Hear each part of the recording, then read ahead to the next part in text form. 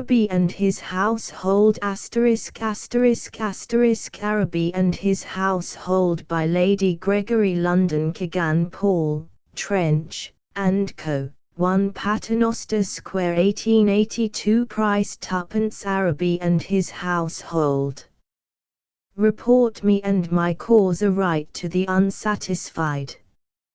I wrote these last words of Hamlet on a photograph of Arabi which a friend asked me for at Cairo. But that friend had personal reason for supporting the rule of the English officials in Egypt, and had also doubt as to the possibility of a constitutional government succeeding in a country which could not boast a House of Peers. Other Englishmen have said to me, since I have come home, Arabi is a good man, and his aims are honest. I know it and you know it, but we dare not say it. A lady may say what she likes, but a man is called unpatriotic who ventures to say a word that is good of the man England is determined to crush. It may injure us if we speak as we think.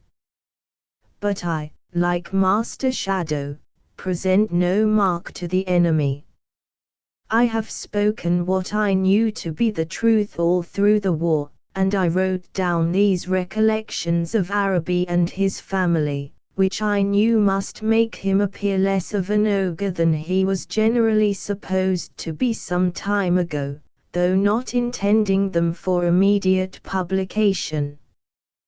But now news has reached me from Cairo that Arabi's wife has had to find a refuge with a high-minded princess, who has always been known as one who loved Egypt, and that princess is consequently in danger of arrest, that Arabi's mother is hidden in a poor quarter of the town, afraid to face the vengeance of his enemies now in power, and it is hoping to interest Englishmen in this family, simple, honest, hospitable, as I found them, and who are now poor, hunted, in danger, that I publish them.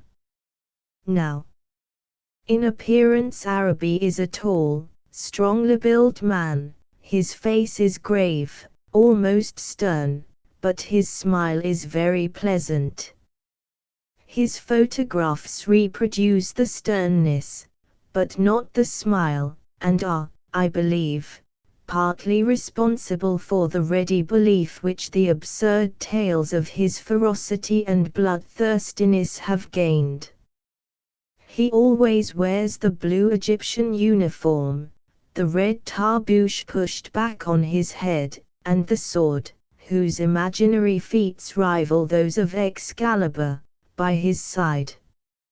I make no more jokes, said M. de Blignières, the sharp-tongued controller. After Arabi had been made Minister of War, Arabi comes to the council with his big sword on, and I think it better to be silent.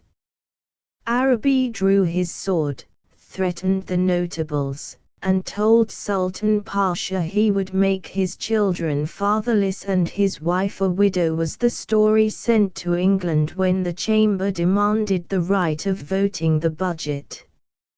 It was hardly necessary for the old and childless Sultan Pasha to deny this story altogether when brought to his ears. Arabi flourished his sword and broke several windows, cries the hysterical correspondent of an English newspaper later on. As a matter of fact, I believe him to be exceedingly gentle and humane. An English official, one of the fairest of his class, said to me, "He has too much of the gentleness of the fellow, and too little of the brute in him to succeed. If he would take lessons in brutality at 100 francs a week, he would have a much better chance of getting on." He was for months the almost absolute ruler of Egypt, and even from his enemies comes no story of cruelty or oppression, except that of the torture of the Circassian officers, and having searched the Blue Book laid before Parliament for proof of this, I can only find a dispatch from our minister saying a European gentleman has told him that two natives had told him that they had heard cries proceeding from the prison where the Circassians were confined, from which is inferred that they were being tortured. I do not understand Arabic, the only language spoken by Arabi, so could not judge of his eloquence. It is said to be striking, and his words well chosen. His intimate knowledge of the Koran and all the literature of his religion, including our own Old Testament books, will account for this, just as a lifelong study of the English Bible is said to lend force and vigor to the language of one of our own great orators. He speaks very earnestly, looking you straight in the face with honest eyes. I have an entire belief in his truthfulness, partly from his manner, partly because from everyone, without exception, who had known him long or watched his career, some of them members of the viceregal family, I heard on this point the same report. He is incapable of speaking untruth, partly because it was many months ago, it was in November, that my husband first saw and spoke with him, and to every word he said then he has adhered ever since. The abhorrence of Ismail which he then expressed has been proved to be real, though long disbelieved, by the refusal to allow his emissaries to land at Alexandria in April, and the proposal to cut his name out of the civil list when he was found to be spending his money in intrigues in Egypt. And his sentiments towards the Sultan seem to be the same now as when he said, "We honor him as Caliph and as suzerain, we belong to him, his dominion is a great house, and Egypt is one of the rooms in that house, we acknowledge him as our lord, but we like to have our room to ourselves." You may believe every word spoken by him, said a princess of the family of Muhammad Ali, because he is a man who fears God. I believe it is the implicit faith in his honesty and truth which prevails that accounts for much of his immense influence, which undoubtedly exists. At Luxor, in January, we noticed the eager interest taken by the people in hearing of him, and European gentlemen, living as overseers on estates still higher up, told us that his was the name continually on men's lips. I have been told that when Sir Rivers Wilson first went to Egypt, and found the people groaning under the tyranny of Ismail, his name took possession of the people in the same way, and whenever a man suffered an injustice or a wrong, he said, "The Wilson will be sure to set it right."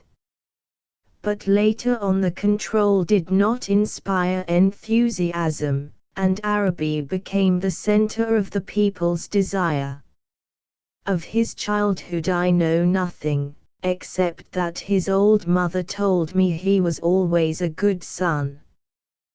The first noteworthy action of his I can hear of was in the days of Said Pasha. Said devoted himself to his army, its drill and discipline. At one time he took it into his head that keeping the fast of Ramadan was injurious to the troops, and he issued an order that the fast was not to be observed. After a few days he was told that some of the soldiers were neglecting his orders.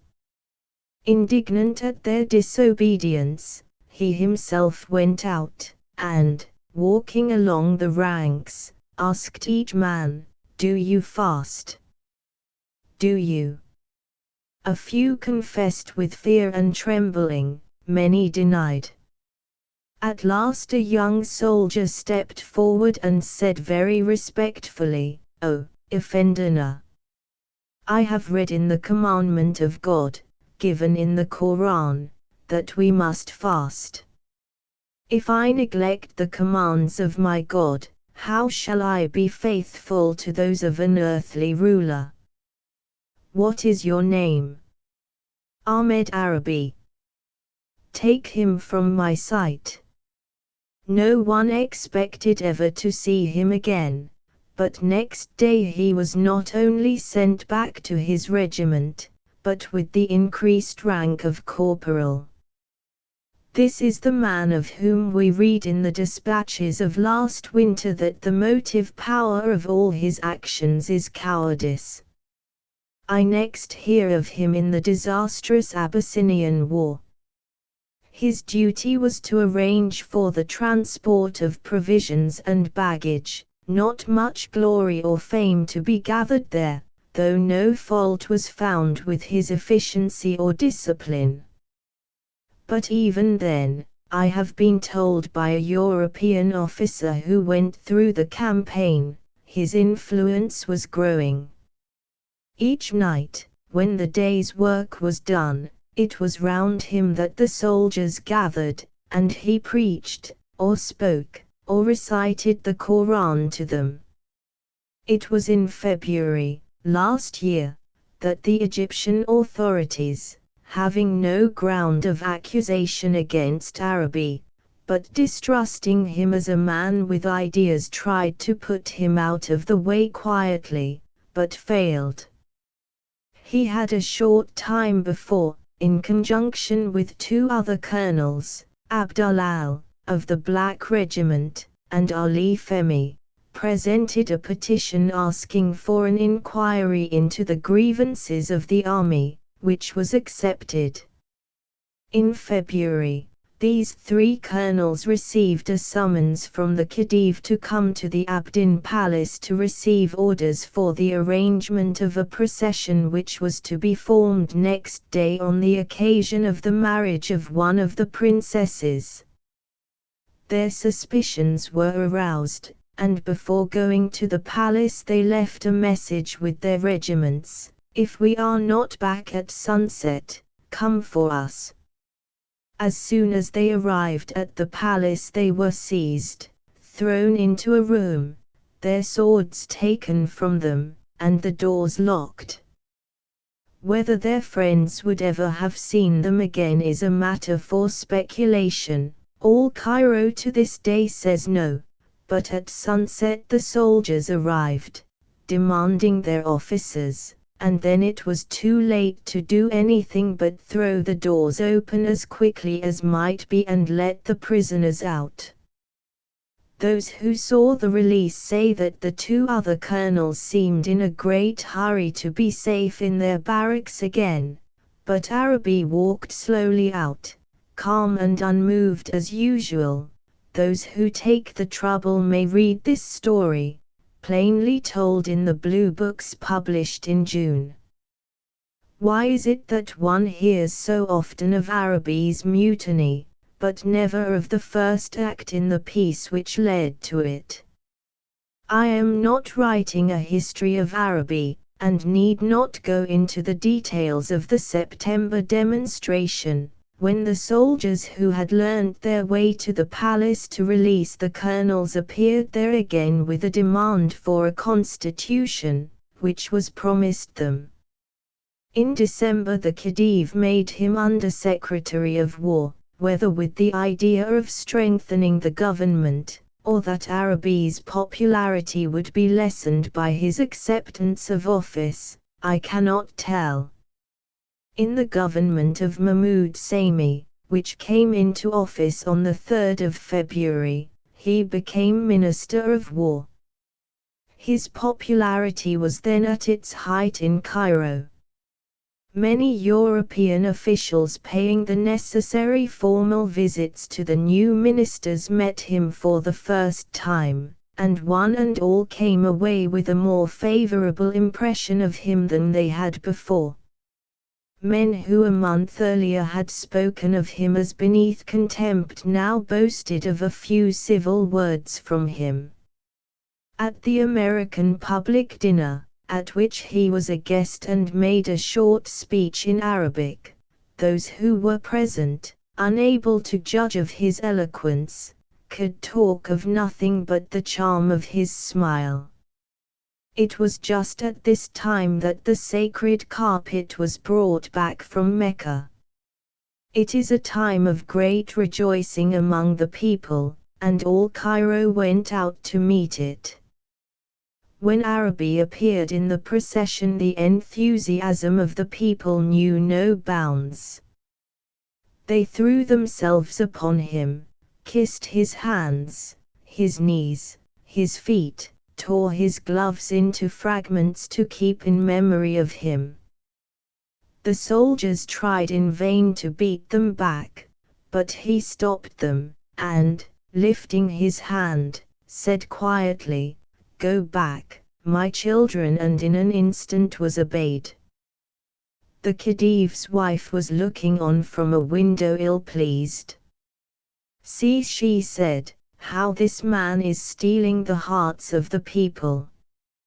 Her own husband had passed, receiving but little notice, just before.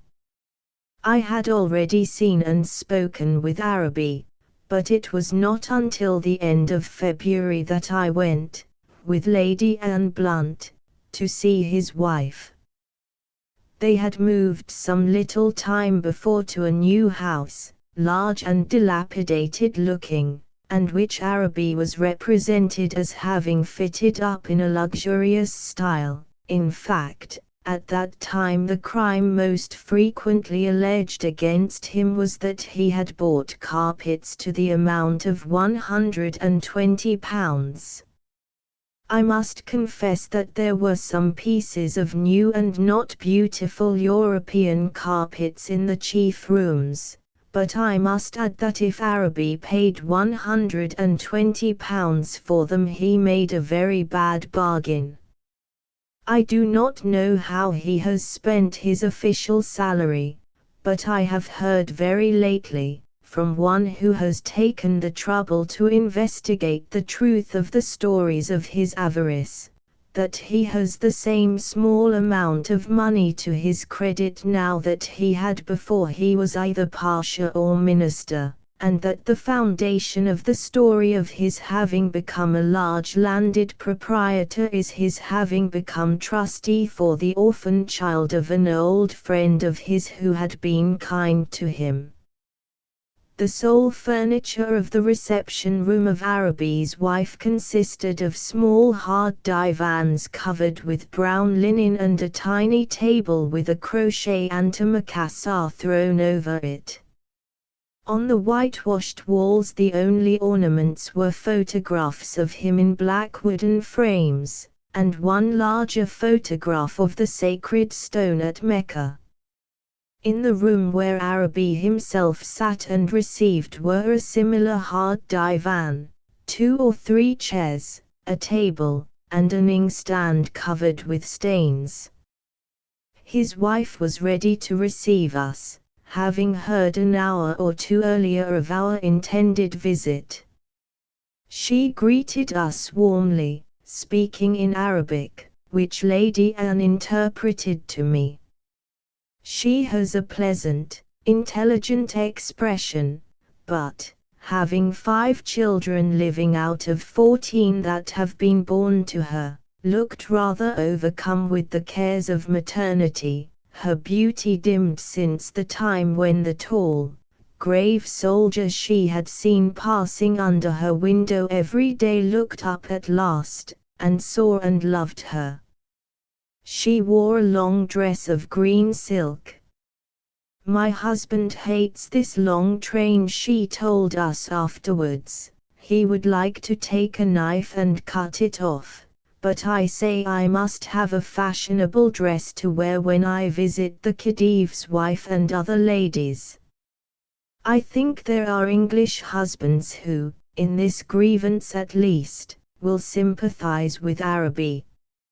An old woman with white hair, dressed in the common country fashion, a woolen petticoat and blue cotton jacket, came into the room and occupied herself with the children.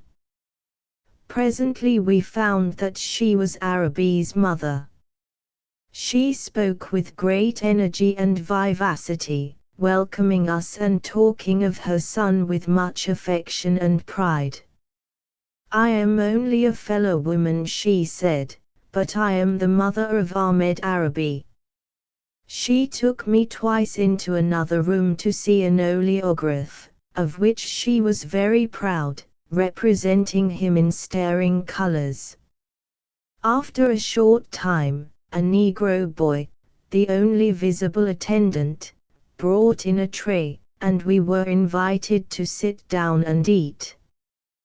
The meal began with boiled chicken and broth, which were followed by force meatballs, rice, vegetables, sweet pastry, and other native dishes in abundance, though our hostess lamented the short notice she had been given of our visit. If she had known in time she would have had a cow killed. 2 little girls, her daughters, waited on us, and brought water to wash our hands.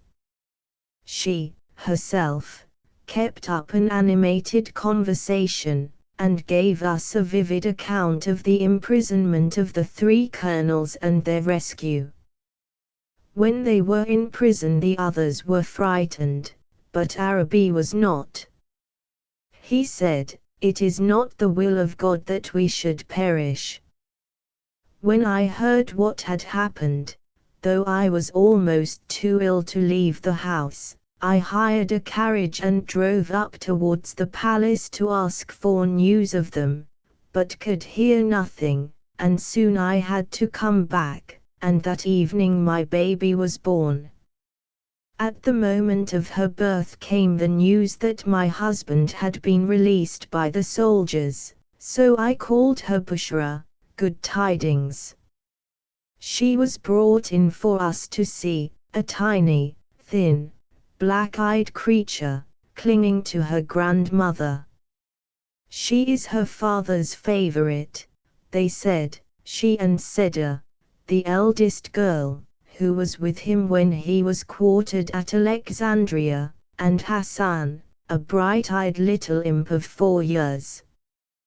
We had paid a long visit, and got away after many leave-takings and hopes for their well-being as well as that of El Bey. "Inshallah," his wife answered rather sadly. "They say the Christian powers want to do something to my husband. I don't understand it at all. We can't get on without the Christians, or they without us. Why can't we all live in peace together?" In November I had been taken to see Madame Sherif Pasha, a voluble lady, full of importance, and telling us between the puffs of her cigarette how she had had a visit from Arabi's wife, and had spoken severely to her, and told her to go home and make her husband behave better and keep him from these bettises, and the poor woman had cried and promised to do her best. Now, in February, Madame Sherif had retired to obscurity, and Madame Arabi was wife of the Minister of War. Sherif himself I did not know, but those who knew him found him a pleasant companion, a plausible speaker, and a crack billiard player. Arabi, terribly in earnest about some important question, calling at his house and finding him engrossed in a game of billiards, would retire in disgust. A clear-sighted foreign consul said of him, "Sherif is full of good intentions, but he has never any intention of carrying them out." The most able of our English officials said of him, "He is honest in intention, hazy in his ideas, indolent in action, but, as partisanship for his ministry seems to be one of the chief causes that has led us into war, let us say the best of him now." Towards the end of March, before we left Cairo, Arabi came to say goodbye to us. A little worried and troubled by false accusations made against him in English newspapers, he was still confident that someday his character would be cleared. They must know someday that it is the good of the people that we seek. A little time before their work was judged, that was all he asked. This has been denied him, and those who thought it well to bring things to a crisis and hasten intervention by raising a quarrel between him and the Khedive have done their work. I spoke of my visit to his house, and he said, "Our women have not been in the habit of receiving the visits of the ladies of Europe, so if in any way they failed in the courtesy and attention due to a guest, I hope you will understand it was not from want of goodwill, but from want of knowledge." I showed him a picture of my little boy. He raised it to his lips and kissed it, hoping he would someday come to Egypt to be the friend of his children. Perhaps I have not been a fair judge in his cause since then. A day or two before we left I went again to see his wife. She looked a little sadder, a little more anxious, than when I had last seen her, but was on hospitable cares intent, and soon went out of the room to see to the preparation of dinner. I had an Italian lady with me as interpreter, who spoke French and Arabic very well.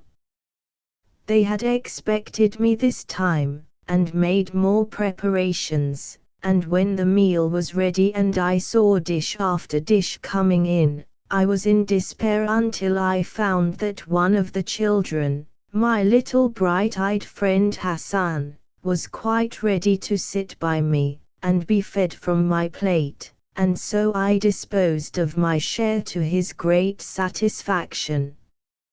"I like this better than having to wait downstairs till dinner is over," he said, "then they forget me and eat up all the good things." By the time dessert arrived he said he liked me but hated other ladies, and would like to come and see me in England, but did not know how he could manage it, as his papa wanted the carriage every day. I advised him to learn English, and his mother said she would like to send him to one of the Christian schools in Cairo, but how can I send him where he would hear his father spoken ill of? She seemed troubled, poor woman, because the Khedive's wife, who used to be good and kind to her, now says, "How can we be friends when your husband is such a bad man?" The old mother sat in the corner attending to the children and counting over her beads. I said, "Are you not proud now your son is a pasha?" "No," she said, "we were happier in the old days when we had him with us always and feared nothing. Now he gets up at daybreak and has only time to say his prayers before there are people waiting for him with petitions, and he has to attend to them and then go to his business, and often he is not back here until after midnight, and until he comes I cannot sleep, I cannot rest, I can do nothing but pray for him all the time. There are many who wish him evil and they will try to destroy him. A few days ago he came home suffering great pain, and I was sure then he had been poisoned, but I got him a hot bath and remedies and he grew better, and since then I keep even the water that he drinks locked up. But, say all I can, I cannot frighten him or make him take care of himself. He always says, 'God will preserve me. God will preserve me.' It is not the will of God that we should perish." The words of a man who believes God has given him work to do and will support him while he does it, not the words of a coward. but those who wrote the published dispatches say that cowardice is the mainspring of his character, and surely they know better than his old mother. The Khedive is unjust to him, she went on. He will give him no help or support, and yet if anything goes wrong, or there is a disturbance ever so far away, Arabi is blamed for it. She had a grievance against her son also. He had been already working hard towards the abolition of slavery, and I found that in this matter his foes were they of his own household. He ought not to do it, the old woman said. He does not see the consequences as I do. All the slaves will leave as soon as they are freed, and European women will take their places, and they will seduce their masters, and their children will be stronger than ours, and we shall be driven out of the country. Poor old soul! She must have had sore and anxious days since then. I often think of her, and of the poor wife, puzzled and troubled. Why should the Christian powers want to harm my husband? Spottywood and Company, Printers, New Street Square, London. Transcriber's notes: itemized changes from the original text. P10, removed comma after wife, his wife answered. Asterisk asterisk asterisk end of the Project Gutenberg ebook Arabi and his household asterisk asterisk asterisk updated editions will replace the previous one, the old editions will be renamed. Creating the works from print editions not protected by U.S. copyright law means that no one owns a United States copyright in these works. So the Foundation, and you, can copy and distribute it in the United States without permission and without paying copyright royalties. Special rules, set forth in the General Terms of Use part of this license, apply to copying and distributing Project Gutenberg trademark symbol electronic works to protect the Project Gutenberg trademark symbol concept and trademark. Project Gutenberg is a registered trademark, and may not be used if you charge for an ebook, except by following the terms of the trademark license, including paying royalties for use of the Project Gutenberg trademark. If you do not charge anything for copies of this ebook, complying with the trademark license is very easy. You may use this ebook for nearly any purpose, such as creation of derivative works, reports, performances and research. Project Gutenberg ebooks may be modified and printed and given away. You may do practically anything in the United States with ebooks not protected by U.S. copyright law. Redistribution is subject to the trademark license, especially commercial redistribution. Start. Full license. The full Project Gutenberg license. Please read this before you distribute or use this work to protect the Project Gutenberg trademark symbol mission of promoting the free distribution of electronic works, by using or distributing this work, or any other work associated in any way with the phrase Project Gutenberg. You agree to comply with all the terms of the full Project Gutenberg trademark symbol license available with this file or online at www.gutenberg.org/license. Section 1. General Terms of Use and Redistributing Project Gutenberg Trademark Symbol Electronic Works 1.0. By reading or using any part of this Project Gutenberg trademark symbol electronic work, you indicate that you have read, understand, agree to and accept all the terms of this license and intellectual property, trademark/copyright, agreement.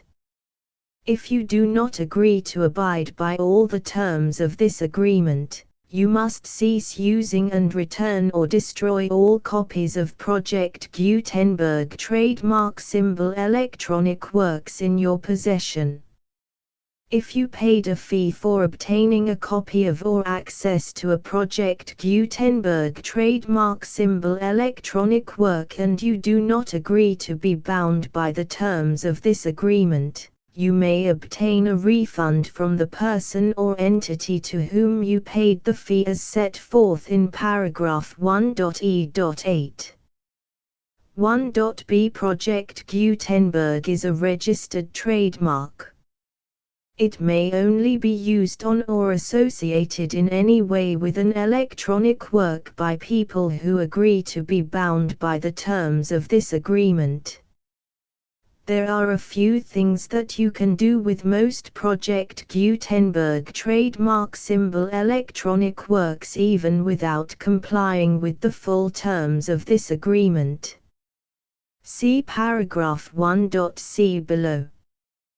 There are a lot of things you can do with Project Gutenberg trademark symbol electronic works if you follow the terms of this agreement and help preserve free future access to Project Gutenberg trademark symbol electronic works.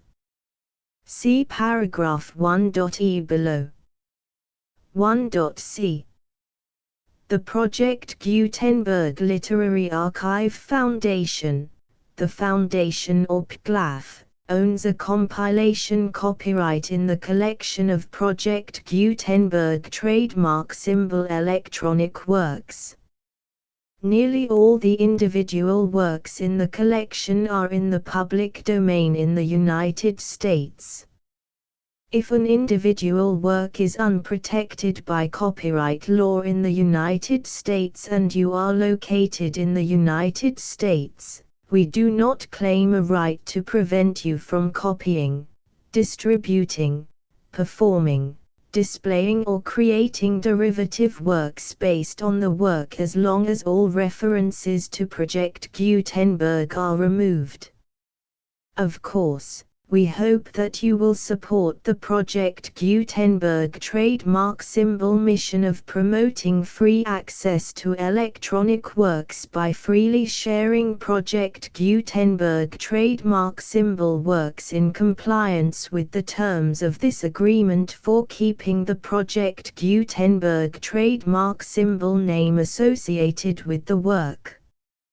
You can easily comply with the terms of this agreement by keeping this work in the same format with its attached full Project Gutenberg trademark symbol license when you share it without charge with others.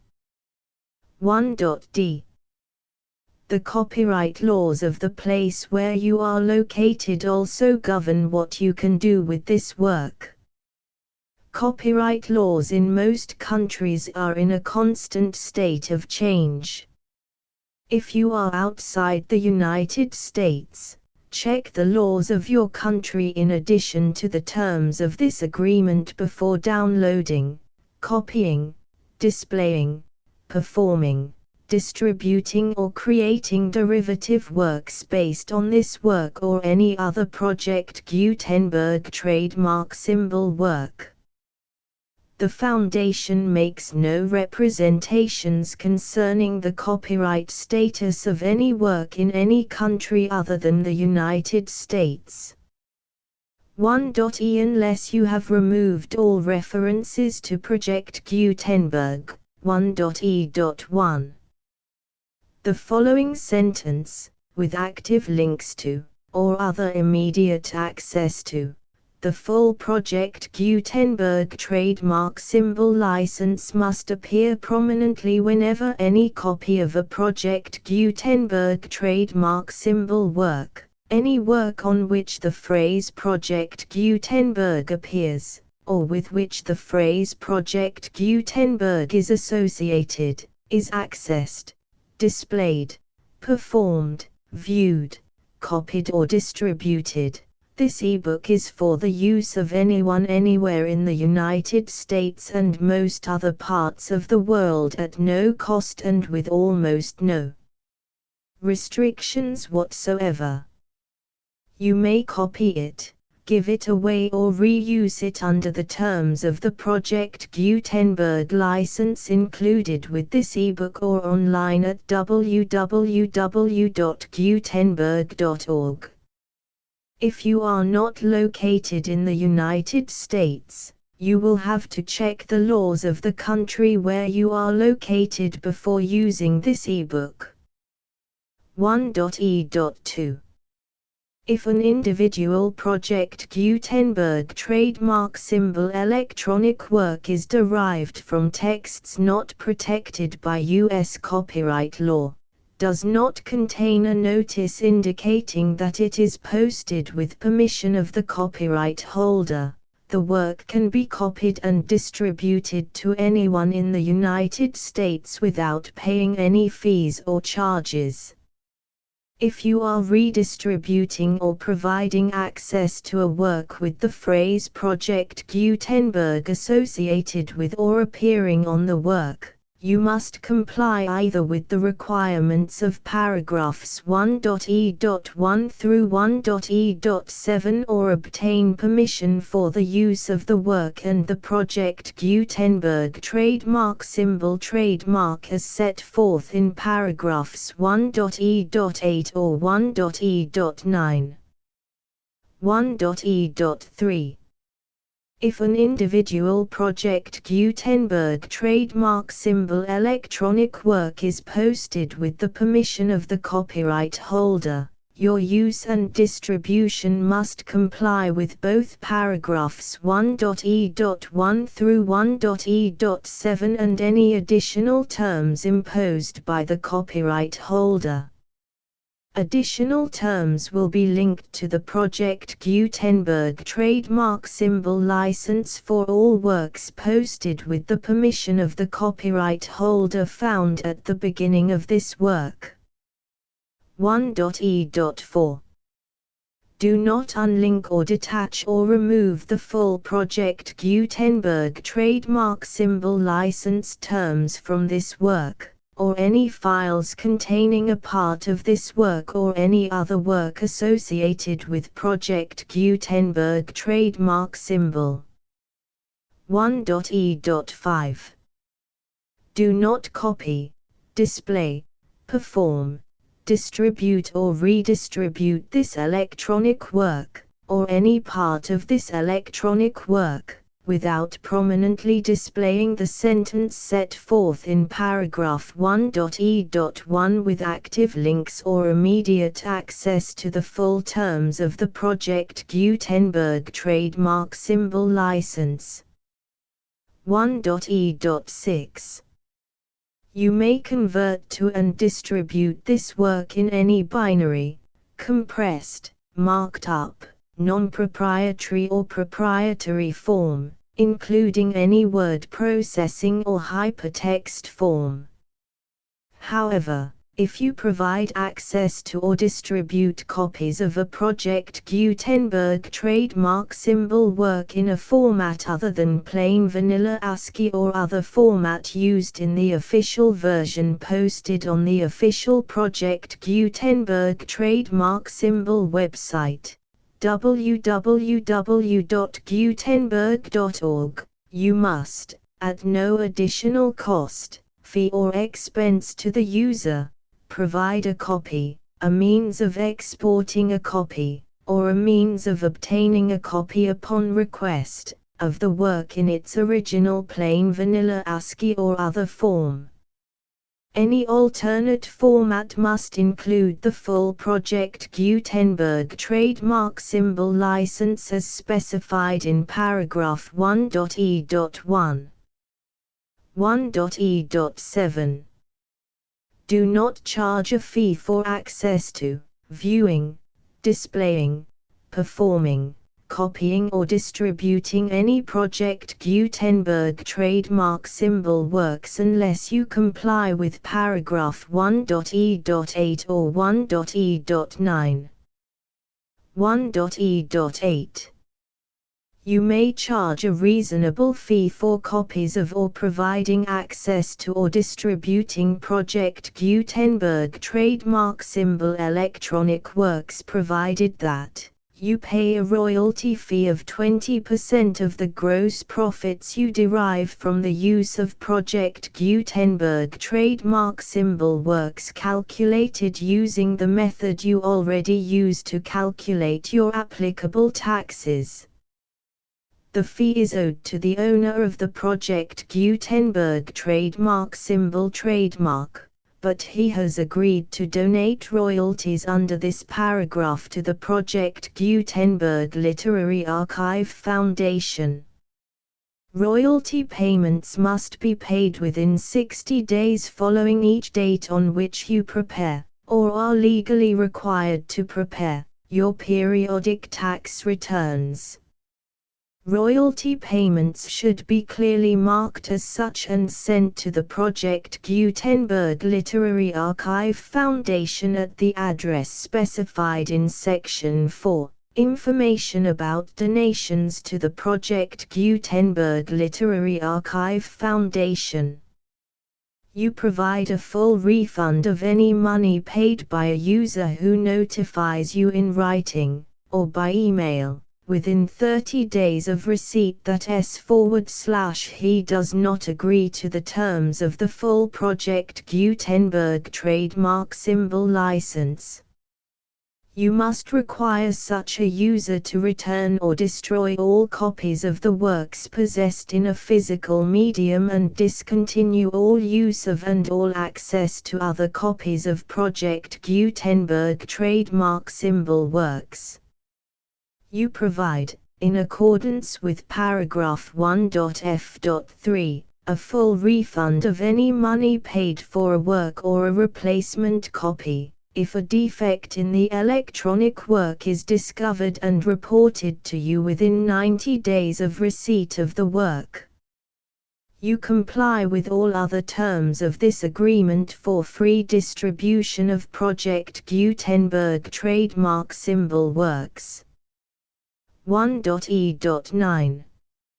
If you wish to charge a fee or distribute a Project Gutenberg trademark symbol electronic work or group of works on different terms than are set forth in this agreement, you must obtain permission in writing from the Project Gutenberg Literary Archive Foundation, the manager of the Project Gutenberg trademark symbol trademark.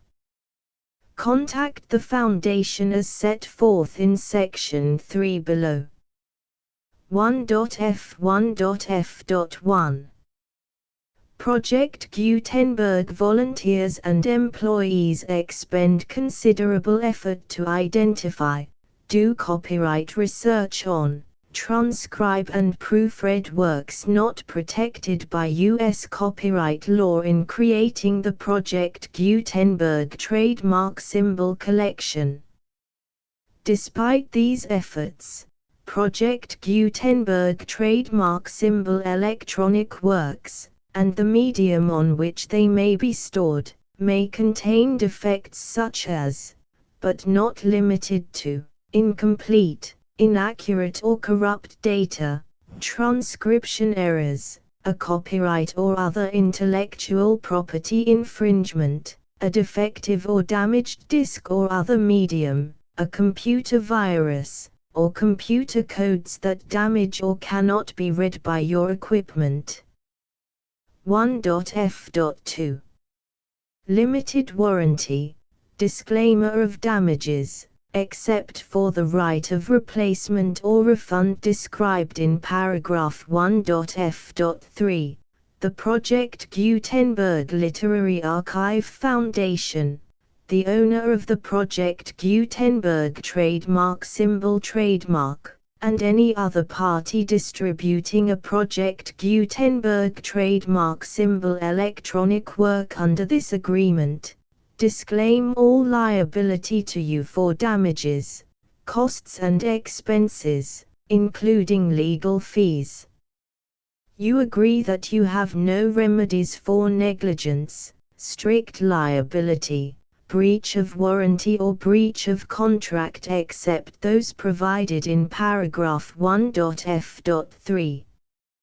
You agree that the foundation, the trademark owner, and any distributor under this agreement will not be liable to you for actual, direct, indirect, consequential, punitive or incidental damages even if you give notice of the possibility of such damage.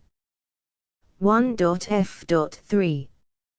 Limited right of replacement or refund. If you discover a defect in this electronic work within 90 days of receiving it, you can receive a refund of the money, if any, you paid for it by sending a written explanation to the person you received the work from. If you received the work on a physical medium, you must return the medium with your written explanation. The person or entity that provided you with the defective work may elect to provide a replacement copy in lieu of a refund.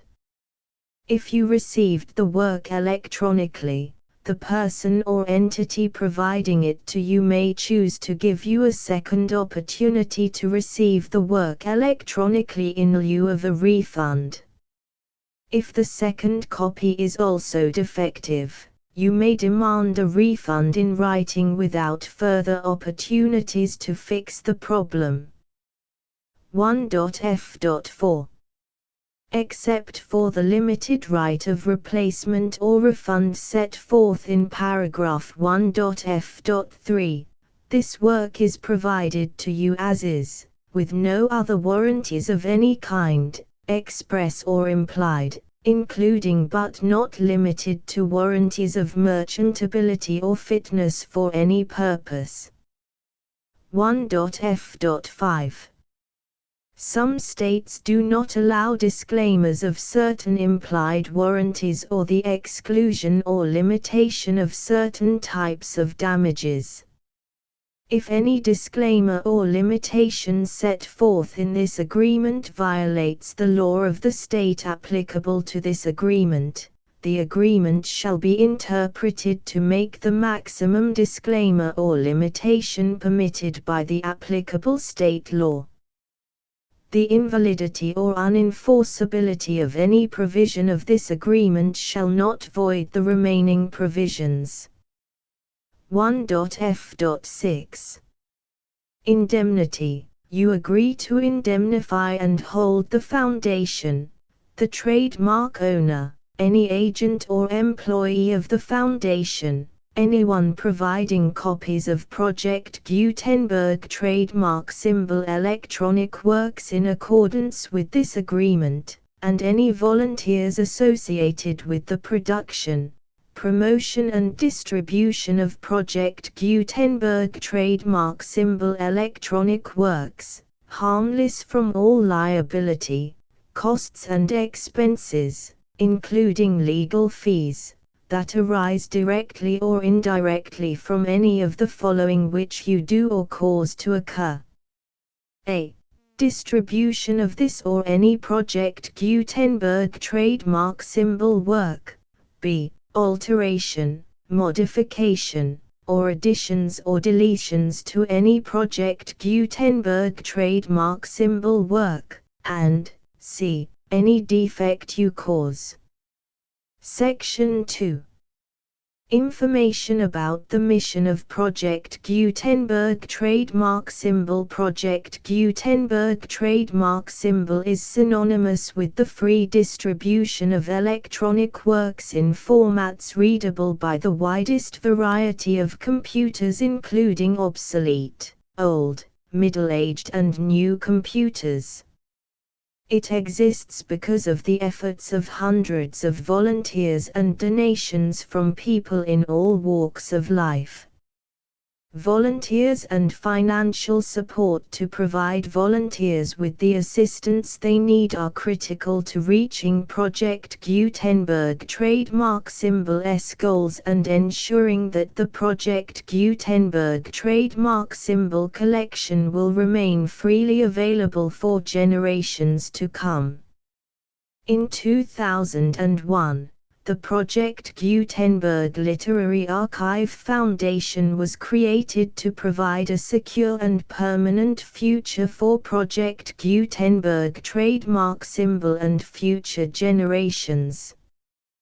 To learn more about the Project Gutenberg Literary Archive Foundation and how your efforts and donations can help, see sections 3 and 4 and the Foundation information page at www.gutenberg.org. Section 3. Information about the Project Gutenberg Literary Archive Foundation. The Project Gutenberg Literary Archive Foundation is a non-profit 501(c)(3) educational corporation organized under the laws of the state of Mississippi and granted tax-exempt status by the Internal Revenue Service. The Foundation's IN or Federal Tax Identification Number is 64-6221541. Contributions to the Project Gutenberg Literary Archive Foundation are tax-deductible to the full extent permitted by U.S. federal laws and your state's laws. The Foundation's business office is located at 809 North 1500 West, Salt Lake City, UT 84116. 801-596-1887. Email contact links and up-to-date contact information can be found at the Foundation's website and official page at www.gutenberg.org/contact section 4. Information about donations to the Project Gutenberg Literary Archive Foundation. Project Gutenberg trademark symbol depends upon and cannot survive without widespread public support and donations to carry out its mission of increasing the number of public domain and licensed works that can be freely distributed in machine-readable form accessible by the widest array of equipment including outdated equipment. Many small donations, $1 to $5,000, are particularly important to maintaining tax-exempt status with the IRS. The Foundation is committed to complying with the laws regulating charities and charitable donations in all 50 states of the United States. Compliance requirements are not uniform and it takes a considerable effort, much paperwork and many fees to meet and keep up with these requirements. We do not solicit donations in locations where we have not received written confirmation of compliance.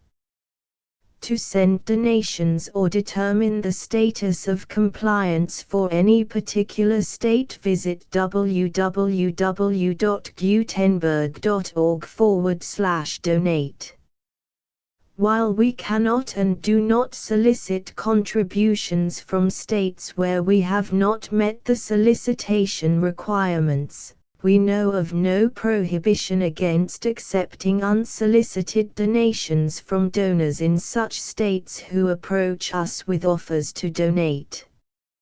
International donations are gratefully accepted, but we cannot make any statements concerning tax treatment of donations received from outside the United States.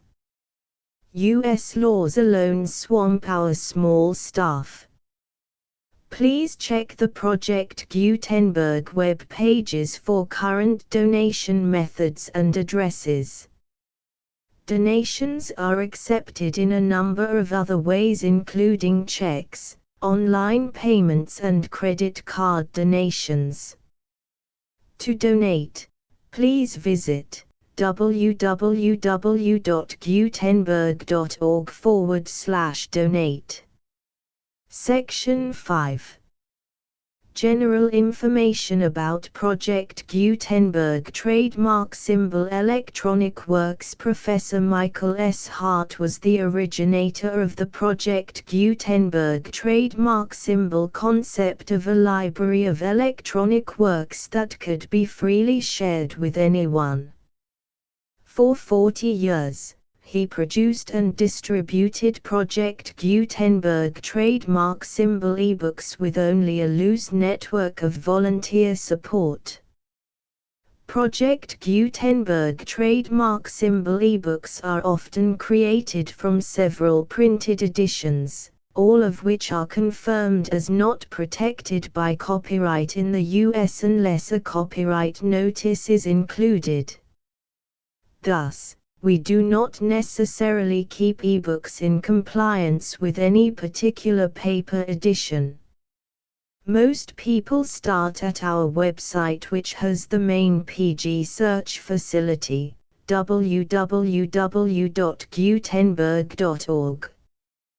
This website includes information about Project Gutenberg trademark symbol, including how to make donations to the Project Gutenberg Literary Archive Foundation, how to help produce our new ebooks, and how to subscribe to our email newsletter to hear about new ebooks.